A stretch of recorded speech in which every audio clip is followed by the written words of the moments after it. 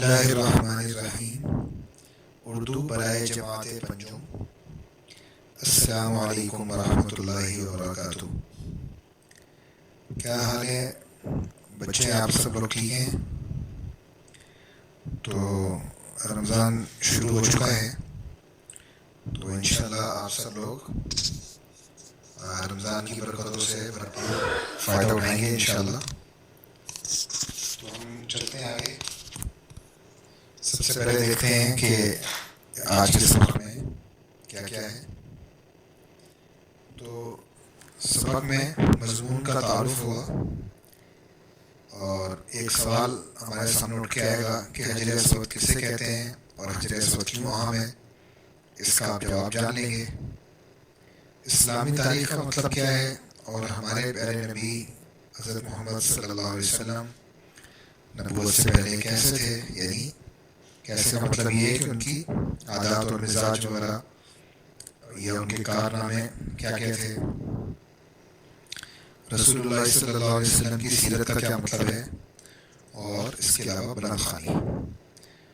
تو پہلی جو چیز ہے کہ مضمون کا تعارف، تو آئیے ہم دیکھتے ہیں مضمون کا تعارف کیا چیز ہے۔ اس مضمون کا نام ہے جو آج ہم پڑھنے جا رہے ہیں، حجر اسود کی کہانی۔ اس مضمون میں ہم حضرت ابراہیم علیہ السلام اور حضرت اسماعیل علیہ السلام کے متعلق جانیں گے کہ انہوں نے خانہ کعبہ کب تعمیر کیا تھا، حجر اسود کہاں سے آیا تھا، یہ کہاں نسب ہے۔ قریش مکہ نے خانہ کعبہ کی تعمیر نو کی تو ان کے درمیان کس بات پر اختلاف ہوا، جنگ کا خطرہ کیوں تھا، قریش نے کیا حل سوچا، سب سے پہلے مسجد حرام میں کون داخل ہوا۔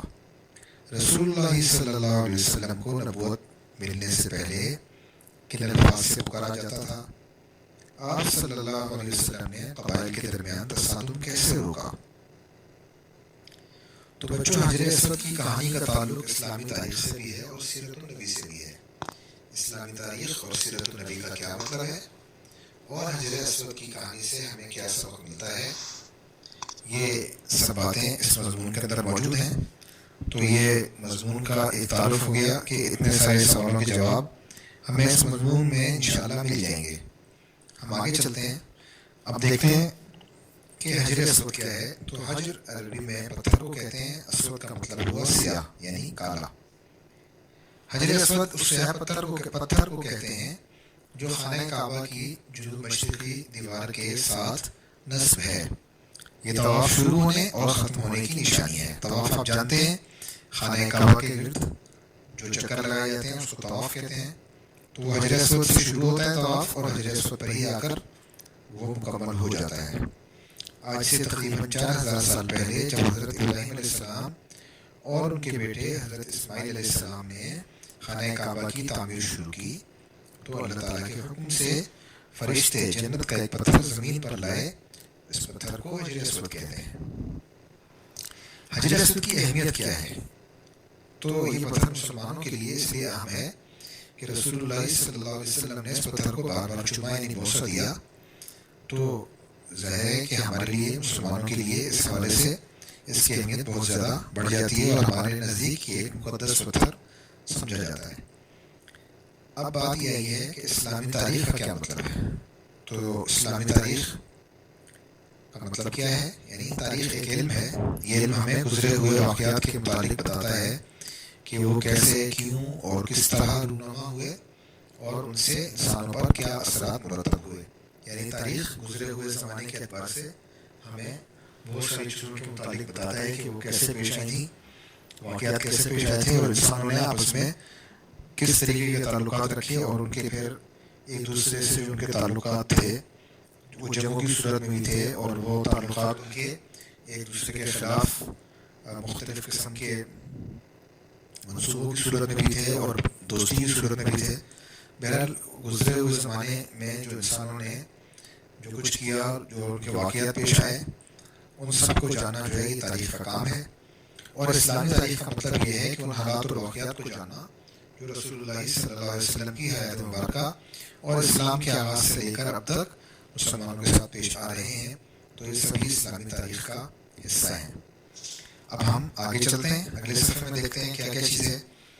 تو ایک سوال جو تھا شروع میں جو ہم نے دیکھا تھا کہ ہمارے پیارے نبی صلی اللہ علیہ وسلم نبوت سے پہلے کیسے تھے، یعنی آپ کی کیا صفات تھیں، تو اسے ہم دیکھ لیتے ہیں کہ آپ صلی اللہ علیہ وسلم ہمیشہ ہی سے سچے، امانتدار، سخی، بردبار، متحمل مزاج، نرم دل، خوش گفتار، دور اندیش، ہمدرد، غمخوار، لوگوں کے کام آنے والے اور عقل مند تھے۔ آپ نے اپنی دانائی اور سوجھ بوجھ سے قبائل کے درمیان تصادم کو روک لیا۔ یہ بریکٹ میں نیچے لکھا ہوا ہے حجر اسود کا واقعہ، یعنی حجر اسود کو نصب کرنے کے موقع پہ جو واقعہ پیش آیا تھا۔ تو یہ واقعہ کیا تھا، یہ آپ کے سبق میں موجود ہے، ہم آگے پڑھ لیں گے چل کر۔ رسول اللہ صلی اللہ علیہ وسلم کی سیرت کا کیا مطلب ہے؟ سیرت عربی زبان کا لفظ ہے، لغت میں تو سیرت کا مطلب ہے طریقہ یا چلنے کا انداز، لیکن سیرت اب ایک مکمل علم ہے۔ سیرت کا مطلب ہے رسول اللہ صلی اللہ علیہ وسلم کی زندگی کے حالات کو جاننا اور آپ کی گویا کہ آپ کی سوانح، یعنی آپ کی سوانح کو سیرت کہا جاتا ہے۔ حجر اسود کی کہانی کا تعلق، یہ جو ہم مضمون پڑھنے جا رہے ہیں اس کا عنوان ہے حجر اسود کی کہانی۔ تو حجر اسود کی کہانی کا تعلق اسلامی تاریخ سے بھی ہے اور سیرت النبی سے بھی۔ اس کہانی سے ہمیں معلوم ہوتا ہے کہ اسلام سے پہلے کے لوگ، یعنی جب اسلام نہیں آیا اور آپ صلی اللہ علیہ وسلم نے نبوت کا اعلان نہیں کیا تھا، اس سے پہلے کیا صورتحال تھی کہ لوگ کتنے ضدی اور جاہل تھے کہ وہ ہر بات پر لڑنے مرنے کے لیے تیار ہو جاتے تھے۔ اور ہمیں سیرت نبی کا یہ پہلو بھی نظر آتا ہے کہ آپ صلی اللہ علیہ وسلم کتنے مخلص، دوراندیش اور عقل مند تھے، اور آپ نے کس طرح اپنی حکمت و تدبیر سے یہ لڑائی روک لی اور لڑائی نہ ہونے دی۔ اب چلیے ہم اس سبق کی بلند خوانی کی طرف آتے ہیں، لیکن ساتھ ساتھ ہمیں کچھ سوالوں کے جواب بھی ملتے جا رہے ہیں۔ تو سوال اوپر موجود ہیں، میں وہ سوال نہیں پڑھوں گا، وہ سوال آپ خود پڑھیے، میں ایک دفعہ پڑھ چکا ہوں۔ میں صرف اس کی بلند خوانی کروں گا، جواب آپ نے خود ہی تلاش کرنا ہے کہ کون سا سوال ہے اور کون سا جملہ کس سوال کا جواب ہے۔ تو آج سے تقریباً 4000 سال پہلے جب اللہ کے حکم سے حضرت ابراہیم علیہ السلام اور ان کے فرزند حضرت اسماعیل علیہ السلام نے مکہ مکرمہ میں خانہ کعبہ کی تعمیر کا کام شروع کیا، تو اللہ تعالیٰ کے حکم سے فرشتے جنت کا ایک پتھر زمین پر لائے، اس پتھر کو حجر اسود کہتے ہیں۔ تب یہ پتھر خانہ کعبہ کے کونے میں نصب کیا گیا۔ حج اور عمرہ کرنے والے لاکھوں مسلمان ہر سال مکہ جاتے ہیں تو خانہ کعبہ کے طواف کے دوران حجر اسود کو بوسہ دیتے ہیں۔ یہ پتھر مسلمانوں کے نزدیک اس لیے مقدس ہے کہ ہمارے آخری پیغمبر حضرت محمد صلی اللہ علیہ وسلم نے اسے بار بار چوما۔ آپ صلی اللہ علیہ وسلم جب بھی خانہ کعبہ میں تشریف لے جاتے تو حجر اسود کو ضرور بوسہ دیتے۔ اب دیکھیے قریش میں اختلاف کیوں ہوا، جنگ کیوں ہونے والی تھی، حل کیا نکالا، یہ اوپر سوالات موجود ہیں۔ یہ سوال بار بار دہرانے کی ضرورت نہیں ہے، آپ کا کام ہے بچوں، یہ آپ کا کام ہے کہ آپ اوپر سوال کو دیکھیں اور نیچے متن میں اس کا جواب تلاش کیجیے۔ تو ایک سال مکہ میں شدید بارشیں ہوئیں، تب خانہ کعبہ کی دیواریں کچی تھیں۔ ان بارشوں سے خانہ کعبہ کی کچی دیواروں کو شدید نقصان پہنچا اور یہ کئی جگہ سے بیٹھ گئیں۔ قریش نے فیصلہ کیا کہ خانہ کعبہ کو نئے سرے سے تعمیر کر کے اس کی دیواریں مضبوط اور بلند کر دی جائیں۔ جب خانہ کعبہ کی تعمیر ہو چکی تو حجر اسود کو دوبارہ اس کے مقام پر نصب کرنے کی باری آئی۔ حجر اسود چونکہ ہر قبیلے کے لوگوں کے لیے قابل احترام تھا، اس لیے ہر قبیلہ چاہتا تھا کہ حجر اسود کی دوبارہ تنصیب کی سعادت صرف اسی کو ملے۔ خدشہ تھا کہ اس معاملے پر قبائل کے درمیان کہیں جنگ نہ چھڑ جائے۔ آخرکار مکہ کے چند جہاندیدہ بزرگوں نے فیصلہ سنایا کہ کل صبح سویرے جو شخص سب سے پہلے خانہ کعبہ میں داخل ہوگا وہی حجر اسود کو اس کے مقام پر نصب کرے گا۔ لیجیے جناب آگے چلیے۔ اگلے روز خانہ کعبہ کے صحن میں سب سے پہلے ہمارے پیارے نبی حضرت محمد صلی اللہ علیہ وسلم پہنچے۔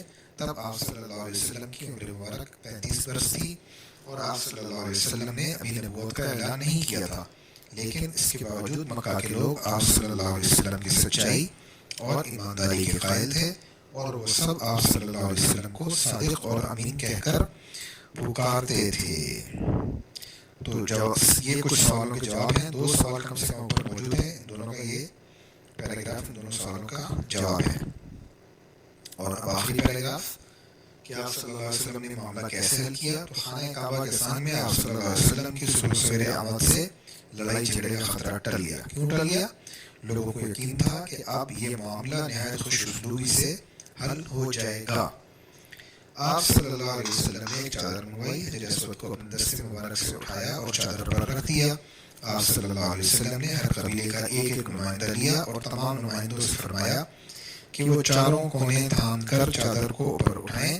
جب چادر اس مقام تک پہنچ گئی جہاں حجر اسود کو نصب کیا جانا تھا، تب آپ صلی اللہ علیہ وسلم نے حجر اسود کو اپنے دست مبارک میں لیا اور کعبہ کی دیوار میں لگا دیا۔ حجر اسود آج تک اسی مقام پر نصب ہے اور ہمارے نبی صلی اللہ علیہ وسلم کی حکمت یعنی دانائی دانشمندی کا منہ بولتا ثبوت ہے۔ آپ صلی اللہ علیہ وسلم کی حکمت سے مکہ کے لوگ خون خرابے سے بچ گئے۔ اب آخری بات رہ گئی ہے، وہ آپ خود حل کریں گے کہ حجر اسود کی کہانی سے آپ نے کیا سبق سیکھا۔ جواب آپ خود ہی دیجیے۔ اس میں کچھ چیزیں رہ گئی ہیں، انشاءاللہ وہ ہم اگلے سبق میں حل کر لیں گے۔ السلام علیکم ورحمۃ اللہ وبرکاتہ۔